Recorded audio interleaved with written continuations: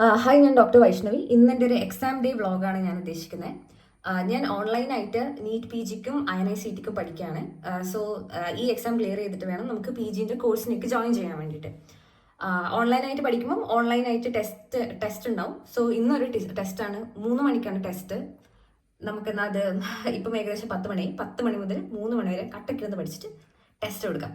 അപ്പോൾ ഞാൻ എൻ്റെ സ്റ്റഡി മെറ്റീരിയൽസ് പരിചയപ്പെടുത്താം. നമ്മൾ MBBS പഠിക്കുന്ന സമയത്ത് ഈ ഓർത്തോപീഡിക്സും എല്ലാ സബ്ജക്ട്സും മെയിൻ നോട്ട്സ്, ടെക്സ്റ്റ് ബുക്സ്, പിന്നെ ക്ലാസ്സിൽ നിന്ന് തരുന്ന നോട്ട് ബുക്സ് ഒക്കെ വെച്ചിട്ടാണ് പഠിക്കുക. അതിൻ്റെ വോളിയം വളരെ വലുതായിരിക്കും. സോ ബിക്കോസ് MBBS പാസ്സാവാനും MBBS നമുക്ക് ഉണ്ടാകുന്ന ഒരു ബേസിക് നോളജ് ഉണ്ടാവാനും അത്രയും എമൗണ്ട് ഓഫ് മെറ്റീരിയൽസ് നമ്മൾ പഠിച്ചേ പറ്റും. അത്രയും ഹൈ വോളിയത്തിൽ നമ്മൾ പഠിക്കണം.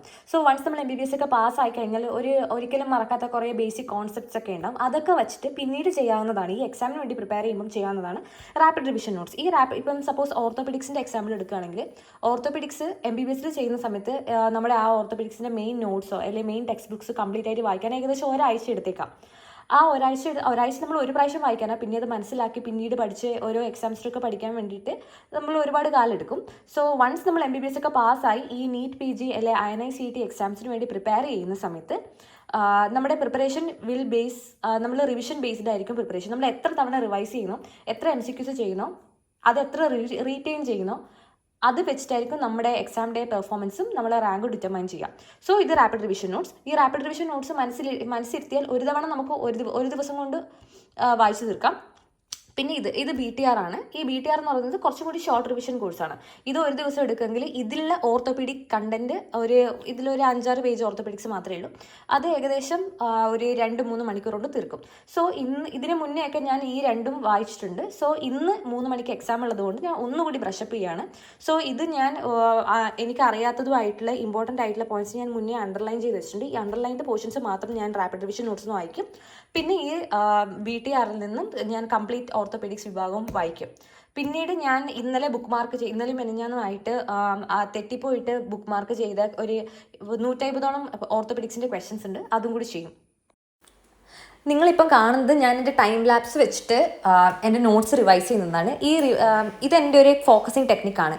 ഞാനിപ്പം ഞാൻ പഠിക്കുന്ന കാര്യങ്ങൾ ഫിലിം ചെയ്യുമ്പോൾ എൻ്റെ ഫോക്കസ് നന്നായിട്ട് കൂടും, ഡിസ്ട്രാക്ഷൻസ് നന്നായിട്ട് കുറയും. കാരണം ഇതൊക്കെ എന്നെ വാച്ച് ചെയ്യാൻ ആരെങ്കിലുമൊക്കെ ഉണ്ടെന്നുള്ള തോന്നൽ കാരണം എനിക്ക് കുറേ കൂടെ ഒരിടത്ത് ഇരുന്ന് ഫോക്കസ് ചെയ്ത് നന്നായിട്ട് പഠിക്കാൻ പറ്റും. പിന്നെ നിങ്ങൾ സൂക്ഷിച്ച് നോക്കിക്കഴിഞ്ഞാൽ ഈ ടെക്സ്റ്റ് ബുക്സിൽ ഒരുപാട് ഇമേജ് ബേസ്ഡ് ആയിട്ടാണ് ഉള്ളത്. ഈ ഇമേജ് ബേസ്ഡ് ഈ ടെക്സ്റ്റ് ബുക്കിൽ ഓരോ കാര്യങ്ങളും ഒരു പ്രത്യേക സോ ഞാനിവിടെ ആൻസർ ഹൈഡ് ചെയ്തിട്ട് ക്വസ്റ്റ്യൻ കണ്ടിട്ട് ആൻസർ ആക്റ്റീവ്ലി റീകോൾ ചെയ്യാൻ ശ്രമിക്കുകയാണ്. വൺസ് ഞാൻ റീകോൾ ചെയ്യാൻ ശ്രമിക്കുമ്പോൾ എനിക്ക് ആ ആൻസർ കിട്ടിയില്ലെങ്കിൽ ഞാൻ എൻ്റെ കൈ മാറ്റിയിട്ട് അതിൻ്റെ ആൻസർ നോക്കും. അപ്പോൾ നമ്മുടെ ബ്രെയിൻ ആക്ച്വലി കുറച്ച് ഡെസ്പറേറ്റ് ആയിരിക്കും, നമ്മുടെ ഫോക്കസ് കൂടും, അന്നേരം നമ്മുടെ മെമ്മറി പവറും കൂടും. കിട്ടിയ ഉത്തരം ഇപ്പം നമ്മൾ ഓരോ പ്രാവശ്യം വൈവയിലും ഇൻ്റർവ്യൂവിലും നമ്മൾ മിസ് ചെയ്യുന്ന ക്വസ്റ്റ്യനും ആൻസറും ലൈഫ് ലോങ് ഒരിക്കലും മറക്കാത്ത ക്വസ്റ്റ്യൻസ് ആയിരിക്കും.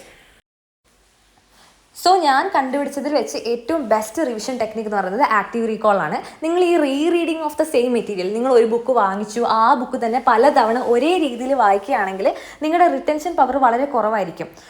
ഒരിക്കൽ ക്വസ്റ്റ്യൻസ് ചെയ്തിട്ട് നമ്മുടെ ബ്രെയിനിൽ, അപ്പോൾ pre test post test concept ആണ്. പ്രീ ടെസ്റ്റ് എന്ന് പറഞ്ഞാൽ നമ്മൾ ക്വസ്റ്റ്യൻസ് ചെയ്തിട്ട് നമ്മൾ ബ്രെയിനെ സെൻസിറ്റൈസ് ചെയ്യണം. ഓക്കെ, ഇത്രയും കാര്യങ്ങൾ എനിക്ക് അറിയത്തില്ല, ഇതിൻ്റെ ഉത്തരം എവിടെയെങ്കിലും കിട്ടുമോ എന്നുള്ള രീതിയിൽ ബ്രെയിൻ ഡെസ്പറേറ്റ് ആയിരിക്കും. ആ സമയത്ത് നിങ്ങൾ അതിൻ്റെ നോട്ട് ബുക്സ് വായിച്ചു കഴിഞ്ഞിട്ട് അതിൻ്റെ ഇൻഫർമേഷൻ കളക്ട് ചെയ്യുമ്പോൾ നമ്മുടെ ബ്രെയിനിൽ ആ ഇൻഫർമേഷൻ്റെ റിറ്റൻഷൻ കൂടാൻ ചാൻസ് ഉണ്ട്. എന്നിട്ട് പിന്നെ പോസ്റ്റ് ടെസ്റ്റ് കൊടുക്കാം. നമുക്ക് നല്ല പ്രകൃതി രമണീയമായ സ്ഥലത്ത് നിന്ന് ടെസ്റ്റ് കൊടുക്കാം.